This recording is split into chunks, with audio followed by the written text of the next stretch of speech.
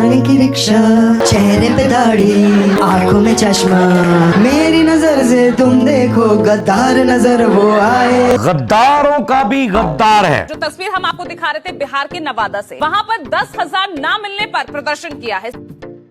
10,000 की लालच देके वोट ले लिया। यार दो तो सही उनको। छत्तीसगढ़ के नेताओं की खास बात यह है कि भाड़ में जाए काम धंधा, हर खंबे पे रहे पोस्टर अपना बंधा। छत्तीसगढ़ नाम छोड़ें और ये पोस्टर घर रख दें इसका नाम। इस इंडियन पासपोर्ट की कहीं पे वैल्यू नहीं है। इंडियन पासपोर्ट का ये हाल है, साडी एंट्री डिनाइड करती। पाकिस्तानी था उसको भी एंट्री मिल गई। सोच जैसे मैं आया बोले नहीं आपको नहीं जाने देंगे। कि एक पासपोर्ट रिजेक्ट क्या हुआ, पूरे इंटरनेशनल लेवल पर भारतीय पासपोर्ट नहीं माना जा रहा। दान हिंदुओं का, यूनिवर्सिटी हिंदुओं के पैसे की, तो फिर उसमें 84% मुस्लिम छात्रों को एडमिशन क्यों? आप ये सोच रहे हैं कि यूनिवर्सिटियों में जहां तालीम दी जाती है वहां पर भी ये तासुब फैला दिया जाए।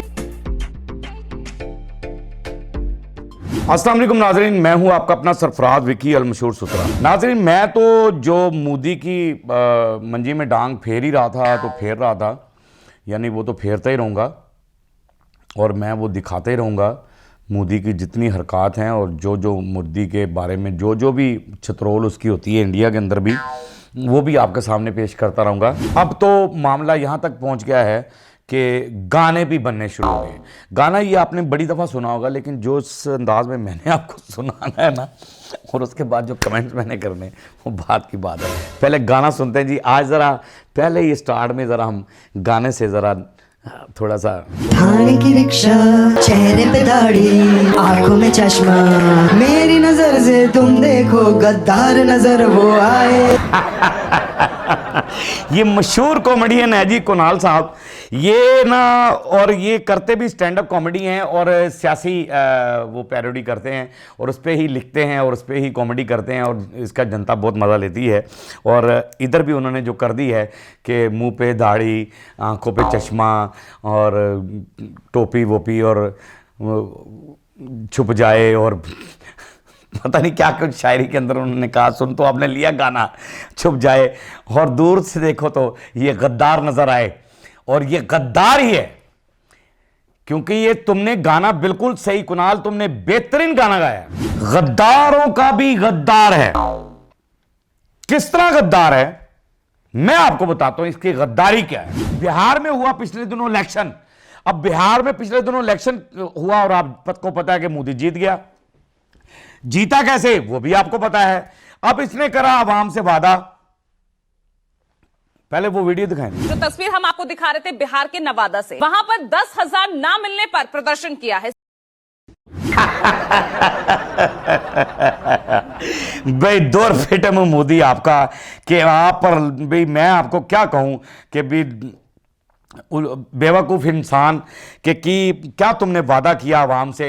यानी बिहार का इलेक्शन तुमने इस अंदाज से जीता है कि वहाँ की आवाम को आपने लालच दी कि 10,000 रुपया फी वोट आपको दिया जाएगा, 10,000 रुपया दिया जाएगा और 10,000 आपने वोट मुझे डालना है। मेरे हिसाब से जो गुर्बत है वहाँ की, इंडिया की जो गुर्बत है और बिहार में जो गुर्बत आपने फैलाई हुई है,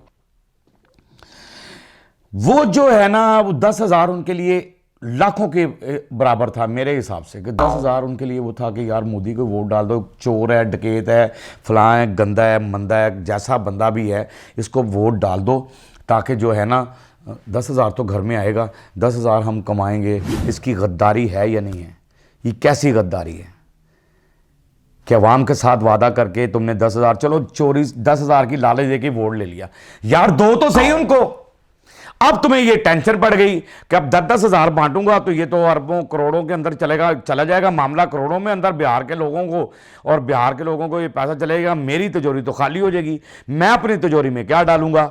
लालच देकर आपने झूठ बोलकर उनसे वोट ले लिए, वादा झूठा करके उनसे वोट ले लिए और फिर वो जनता ने वोट आपको दे दी और फ्रॉड भी किया, चोरी भी किया, वोट फला भी किया, सब कुछ।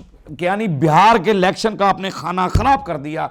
और जिस तरीके से आपने जीता है उसके लिए आपके ज़मीर ने तो आपको मलामत नहीं किया, लेकिन वहाँ की जनता आप रोडों पे आकर आपको नंगा ज़रूर कर रही है और इंशाल्लाह ताला ये आगे जाके मज़ीद नंगा करेगी। कि खंबे लगते हैं लोगों के लिए कि चलो यार खंबे इंजन देने।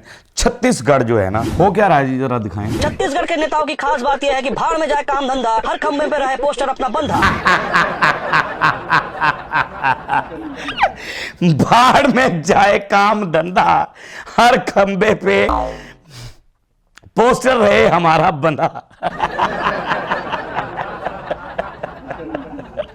यानी कि मैं ये समझता हूं कि भी अगर आपने वो नहीं है तो फिर छत्तीसगढ़ नाम छोड़ें और ये पोस्टर घर रख दें। इसका नाम वो कह भी रहा है कि पोस्टर घर इसका नाम रख दें और पोस्टर घर ही हो कि पोस्टर ही पोस्टर हर जगह लगे हों। छत्तीसगढ़ छोड़ें, क्या करना छत्तीसगढ़ का नाम लेकर। एक हरकत जब इन्होंने वो कहा था बॉर्डर और वो फलां फलां फलां, उसके बाद वो अरुणाचल प्रदेश का मामला हुआ, वो पासपोर्ट रिजेक्ट हुआ। अब वो पासपोर्ट रिजेक्ट होने के बाद क्या हो रहा है जी अब इंडियंस के साथ? इस इंडियन पासपोर्ट की कहीं पे वैल्यू नहीं है। इंडियन पासपोर्ट का ये हाल है, साडी एंट्री डिनाइड करती। पाकिस्तानी था, उसको भी एंट्री मिल गई। सोच जैसे मैं आया, बोले नहीं आपको नहीं जाने देंगे। अफसोस भी है और हंसी भी है। हंसी तो नहीं है, अफसोस ही है बेचारे इंडियंस, क्योंकि वो बेचारे गए हुए हैं बाहर के मुल्क और जाहिर है अपना मुल्क छोड़कर प्रदेश के अंदर जब बंदा जाता है तो जाहिर है वो बच्चों के लिए, अच्छे फ्यूचर के लिए, अच्छी उस चीज़ के लिए ही जाता है कि चलो यार मैं यहाँ से नहीं, यहाँ से यहाँ चला जाता हूँ, हिजरत कर जाता हूँ यहाँ से, पाकिस्तान रह रहा हो या हिंदुस्तान रह रहा हो या कहीं भी रह रहा हो, किसी मुल्क में भी रह रहा हो, तो वो दूसरे मुल्क में अपने कारोबार या बिजनेस या तालीम के लिए जाता है।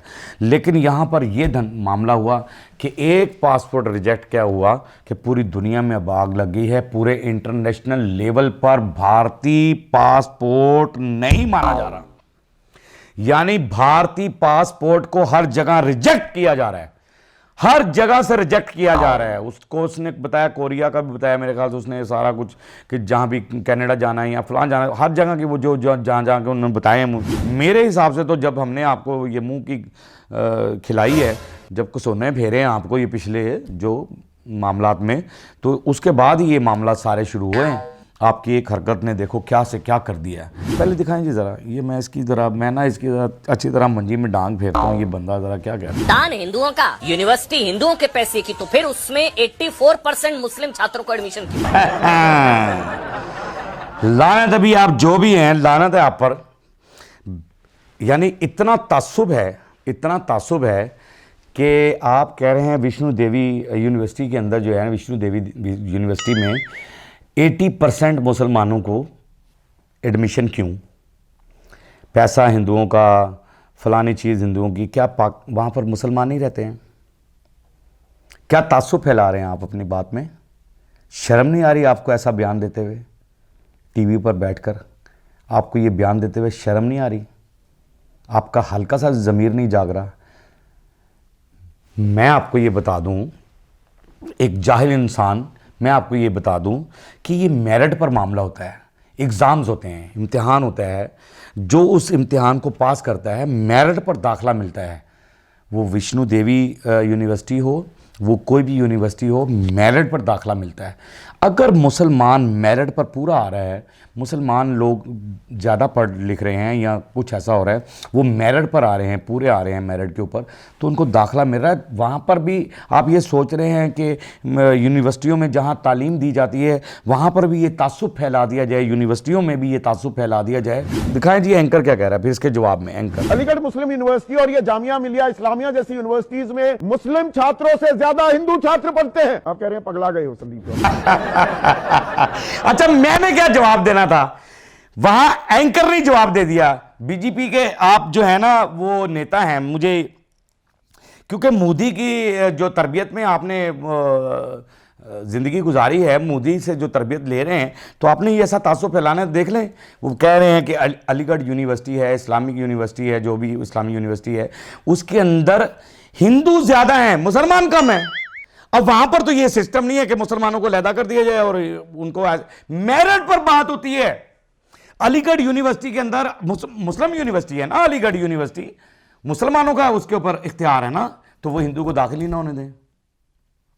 वो तो कहें जी ये तो मुसलमानों की यूनिवर्सिटी है, हिंदुओं को दाखिल ही उन्होंने दे। लेकिन हिंदुओं को दाखिल होने दिया क्योंकि मेरिट पर, यार काबिल हैं हिंदू, या हिंदू हो मुसलमान हो कोई भी हो, आप तालीम के मसले में यार ऐसा तासुब फैला रहे हैं। शर्म नहीं आ रही आपको? आपका ज़मीर आपको मलामत ही नहीं कर रहा। इस्लामी यूनिवर्सिटी उन्होंने कहा कि उसके अंदर भी हिंदू ज्यादा हैं, तो वहां पर तो नहीं बात हो रही।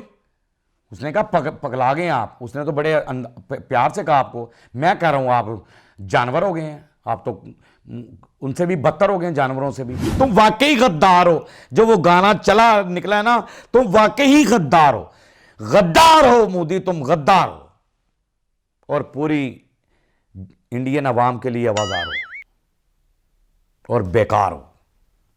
बस मैं यही कहना चाहूँगा। बाकी हमें कोई डर, ना कोई खौफ, ना कोई चीज़, ना हम तासुब फैलाते हैं, ना हम तासुब फैलाने वाले लोग हैं। हम तो अपने मुल्क को बड़ा खूबसूरत सजाते हैं और बड़ी मोहब्बतों और बड़े प्यार से हम अपने जनता के साथ रहते हैं। अल्हम्दुलिल्लाह हमें कोई डर खौफ नहीं है, ना कोई हमें ऐसा कोई मामला है, और हम बड़े पुरसकून लोग हैं, बड़े पुरसकून। हम अमन चाहते हैं, हमारी ख्वाहिश ये है कि अमन हो। बाकी हमें तो कोई डर खौफ ही नहीं है और कोई बात ही नहीं है। बस वो लास्ट में जैसे मैं कहता होता हूँ कि हंसते रहें, मुस्कुराते रहें, हंसी वाली ज़िंदगी गुजारें, कभी किसी की दिल आज़ारी मत कीजिएगा। इज़्ज़त दें, इज़्ज़त लें, मोहब्बत बांटें और मोहब्बत हासिल करें और परवरदिगार पर यकीन रखें, क्योंकि सब ताकतें मेरे रब के अंदर हैं और बेशक सब कुछ वही कर सकता है। बेशक वही सब कुछ कर सकता है। हमने आपके लिए व्हाट्सएप भी बनाया, टिकटॉक भी बनाया, फेसबुक भी बनाई है, उसको भी फॉलो कीजिएगा। मस्के चैनल को सब्सक्राइब करते रहें, लाइक करते रहें, कमेंट्स करते रहें और घंटी दबाना मत भूलिएगा, क्योंकि ससुर आपके साथ है। जब तक जिंदा है आपके साथ रहेगा।